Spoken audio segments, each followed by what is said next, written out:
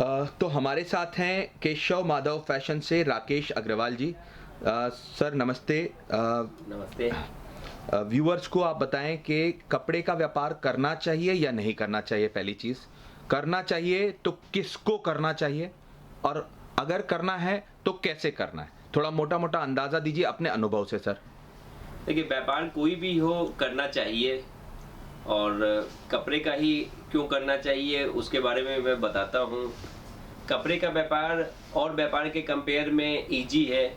इसके अंदर कोई झंझट परेशानी दूसरे व्यापार के मुकाबले काफ़ी कम है। कपड़े के व्यापार में ऑप्शन भी काफ़ी है। कपड़े में आप ladies wear, gents wear, kids wear चाहें तो सब कुछ मिला के रख सकते हैं। मतलब नंबर ऑफ वैरायटी काफ़ी है। कपड़े के अंदर में आप किसी भी तरह कपड़े को इस्तेमाल कर सकते हैं। उनका रख रखाव आप किसी भी तरह की शॉप में, किसी भी तरह के फर्नीचर में आप उनको एडजस्ट कर सकते हैं। मतलब ओवरऑल कहा जाए तो कपड़े का व्यापार रफ एंड टफ है। मतलब किसी भी सकल स्वरूप में उसे किया जा सकता है। ठीक है, और किसे करना चाहिए सर? कपड़े का व्यापार कोई भी कर सकता है। उसका कोई स्पेसिफिक ये नहीं है, मतलब कोई डिग्री नहीं है कि भाई इसने डिग्री ली है तो इसे ही करना है। कोई भी व्यापारी जिसे व्यापार करने की इच्छा हो वो कपड़े का व्यापार कर सकता है। वो किसी भी एज का हो, मतलब 18 साल से ऊपर एज होनी चाहिए। लेडीज जेंट्स दोनों कर सकते हैं। कपड़े के व्यापार में करने के लिए अगर इस व्यापार को शुरू कर रहे हैं कोई, तो उनको आप क्या सलाह देंगे आपके अनुभव से? घर से शुरू करना सही होगा या दुकान लगाकर करना सही होगा सर? देखिए, व्यापार डिपेंड करता है कि आपकी रकम आप व्यापार में कितना लगा रहे हैं। डिपेंड करता है आप उसके पीछे समय कितना दे रहे हैं। तो व्यापार आप घर से भी शुरू कर सकते हैं। अगर आप छोटे स्केल पे शुरू कर रहे हैं, 25-50 हज़ार रुपए की लागत से शुरू कर रहे हैं, या उससे भी कम लागत है स्टार्ट करने में, तो आप घर से ही कर सकते हैं। क्योंकि दुकान करने के लिए लागत भी बड़ी चाहिए और फिर फुल टाइम आपको देना पड़ेगा। जहाँ तक मेरा अनुभव है, व्यापार तो दुकान में ही किया जाए, दुकान लगाकर ही किया जाए तो ही व्यापार सक्सेस होता है और बड़े स्केल पे होता है। क्योंकि घर से जब हम व्यापार करते हैं तो अपना पूरा फोकस व्यापार पे नहीं हो पाता, क्योंकि घर पे और भी कई तरह के काम होते हैं। और घर पे हम लोग उन्हीं लोगों को डील कर पाते हैं जो हमारे टच में हो, जो हमारे संपर्क में आते हैं, हमारे रिश्ते में आते हैं। क्योंकि नए कस्टमर कोई भी घर पे नहीं आते, क्योंकि किसी नए लोगों को ये पता नहीं होता कि ये घर से सेल करते हैं।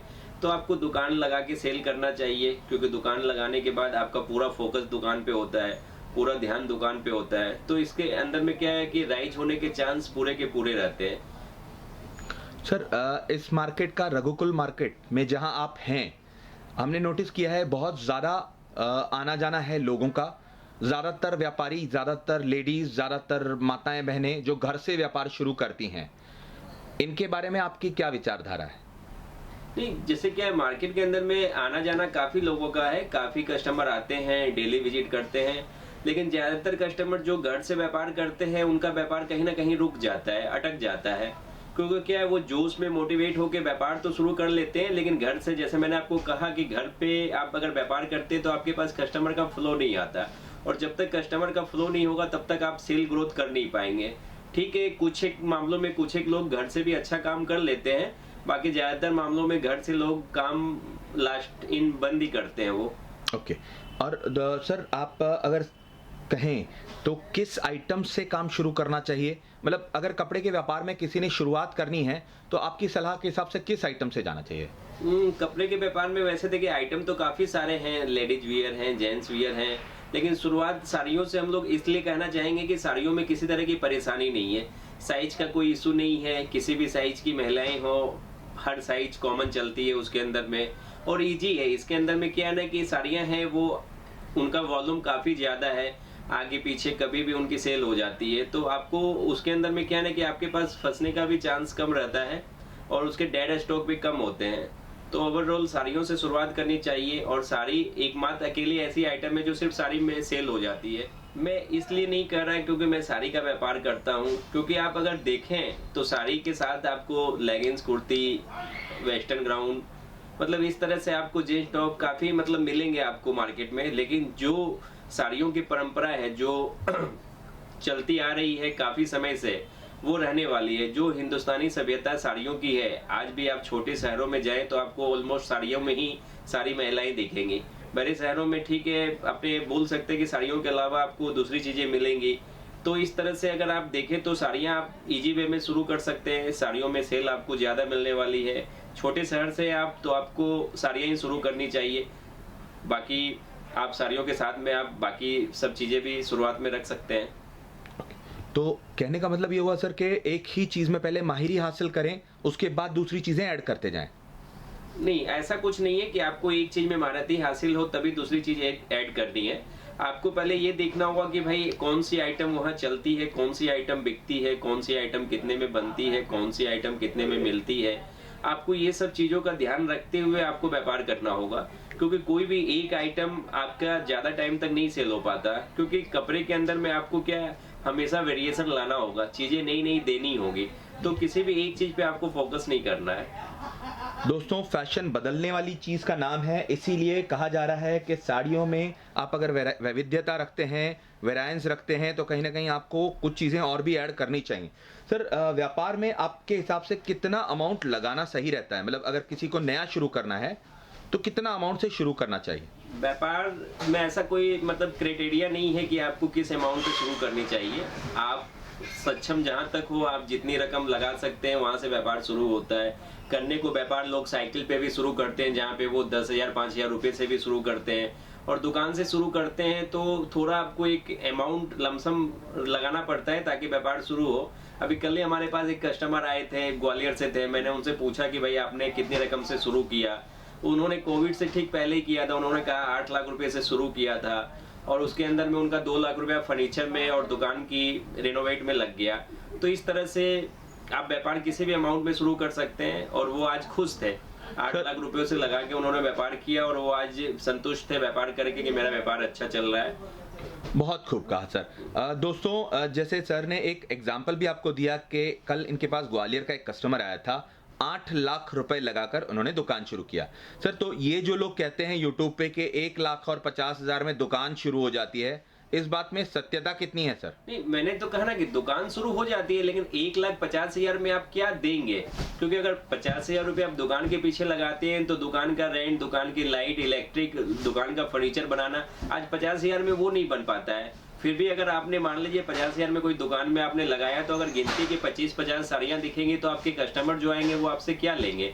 उन्हें उनकी चॉइस का कुछ भी नहीं मिलेगा। जब तक दुकान के अंदर में थोड़ा स्टॉक ना हो, वैरायटी नहीं हो, तब तक कस्टमर डील नहीं होते। तो आप 50,000 में अगर दुकान करने का मूड बनाते हैं तो आपको वो मूड बदल देना चाहिए, क्योंकि 50,000 में आप लंबे टाइम तक व्यापार नहीं कर सकते। आप फुल टाइम फंसे रहेंगे और आपकी जो खुद की मेहनताना है वो भी नहीं निकल पाएगी। और सर, आपके हिसाब से आपको सूरत आकर कपड़े का व्यापार शुरू करना चाहिए या अपनी मंडी से भी शुरू कर सकता है बंदा? ऐसा है, सूरत तो आना ही चाहिए। मतलब कोई भी व्यापार अगर नया शुरू कर रहा है तो उसे एक बार सूरत जरूर आना चाहिए, क्योंकि सूरत आने से ही मतलब उनको आइडिया लगेगा कि भाई व्यापार किस लेवल पे किया जा सकता है, व्यापार में मतलब अपने को कितनी वैरायटी मिल सकती है। क्योंकि सूरत जब आप आते हैं तो आपको हर तरह के टेस्ट देखने को मिलते हैं। हाँ, आपको लोकल मंडी का भी जरूर आइडिया लेना है कि लोकल में किस टाइप की चीजें बिकती हैं, किस रेंज में कौन सी चीजें आती हैं, क्योंकि वो जानकारी होनी भी बहुत जरूरी है। अगर आपको वो जानकारी नहीं होती है और आप डायरेक्ट सूरत आते हैं तो आपको रेट का चूना लग सकता है। कौन सी चीजें क्या रेट होनी चाहिए आपको आइडिया तो करना ही चाहिए। तो आपको लोकल मार्केट विजिट करना चाहिए, वहाँ पे आपको रेट और टेस्ट समझना चाहिए। बाकी सूरत विजिट जरूर करना चाहिए। और अगर सूरत से माल लेना है किसी व्यापारी से, जैसे आपसे अगर कोई माल लेना चाहें, तो उन्हें डॉक्यूमेंट क्या क्या देने होते हैं? डॉक्यूमेंट में ऐसा है कि आपका अगर नया व्यापार है तो आपको जीएसटी लेने की कोई जरूरत नहीं है। आप अपने आधार कार्ड या पैन कार्ड की जीरोक्स दे करके भी माल मंगवा सकते हैं, क्योंकि ट्रांसपोर्ट में जो रिक्वायरमेंट होती है वो सिर्फ इन्हीं डॉक्यूमेंट की होती है। और अगर आप बाई हैंड लेके जा रहे हैं तो हमें इस डॉक्यूमेंट की भी कोई जरूरत नहीं है। बहुत बढ़िया सर। सर, फोन से करें या ऑनलाइन बुक करवा कर माल लेना चाहिए? वैसे तो मैं कहूँगा कि आप पहली बार अगर व्यापार कर रहे हैं तो आपको सूरत विजिट करके ही लेना चाहिए, क्योंकि फोन पे या ऑनलाइन आप अगर व्यापारी को जानते नहीं है तो आपको नहीं लेना चाहिए। अगर व्यापारी रेप्यूटेटेड है, बहुत ज़्यादा आपकी रिक्वायरमेंट बनी हुई है, आप नहीं आ सकते, छोटी मोटी अमाउंट है, तो आप फ़ोन पे मंगा सकते हैं।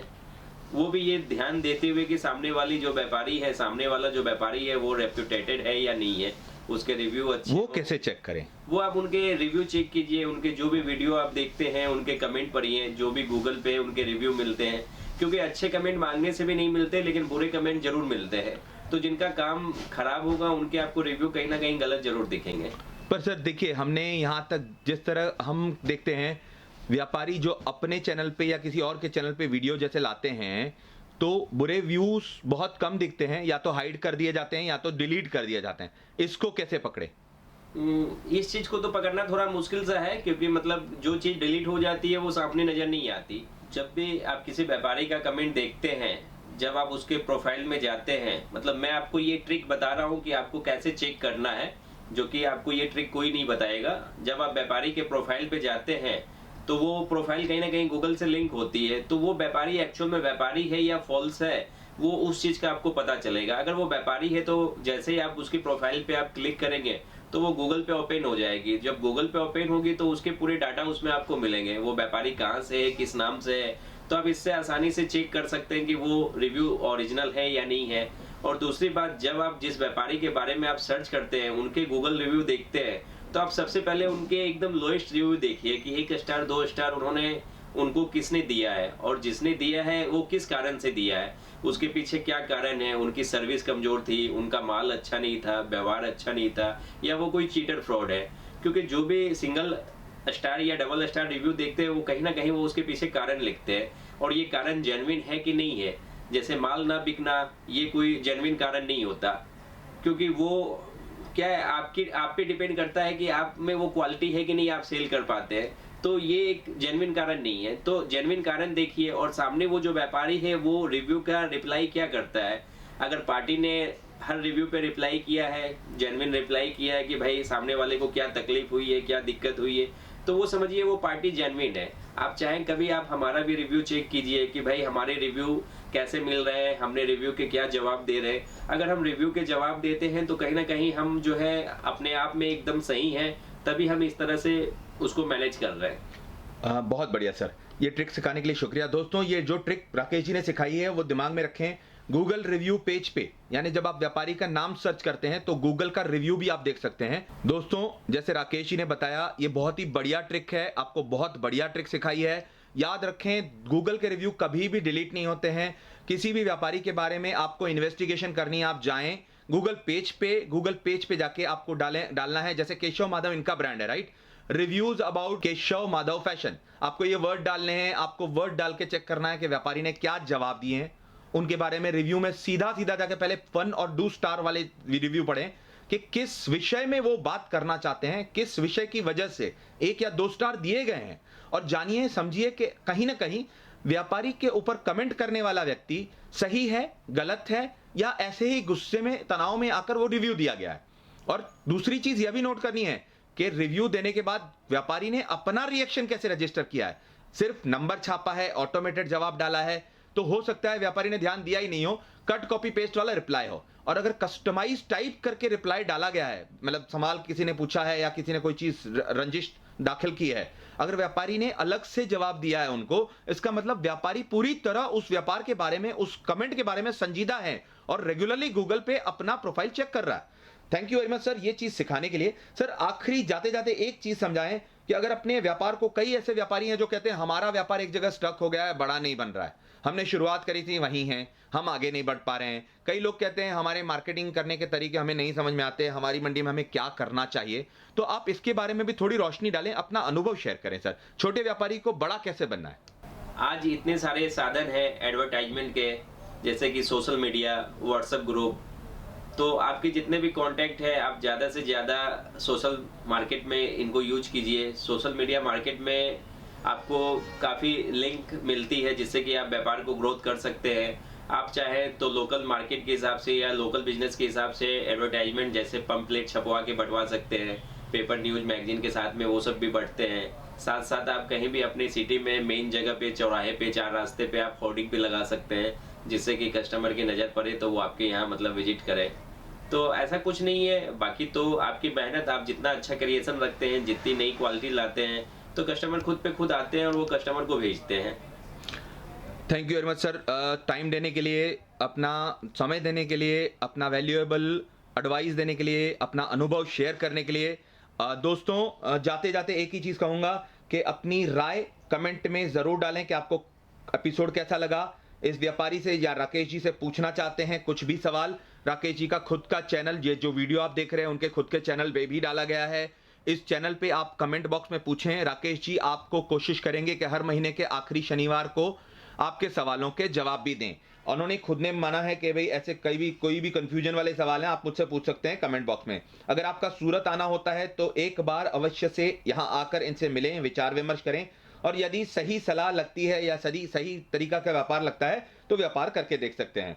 मैं आपको किसी भी प्रकार के बंधन में नहीं बांध रहा हूं, पर जैसे इस व्यापारी का मानना है कि कपड़ा छू के देखें और फिर दाम पे नजर डालें, यही वाली चीज आपको अपनानी चाहिए। अगर आप नया काम कर रहे हैं तो एक बार सूरत आकर मार्केट का जायजा लेना, मार्केट में से कुछ सीखना गलत नहीं होता है। आपकी मुलाकात सूरत की ऐसी होनी चाहिए कि मैं माल लेने नहीं जा रहा हूं, मैं सीखने जा रहा हूं कि मुझे क्या क्या माल मिल सकता है और मैं क्या क्या माल बेच सकता हूं।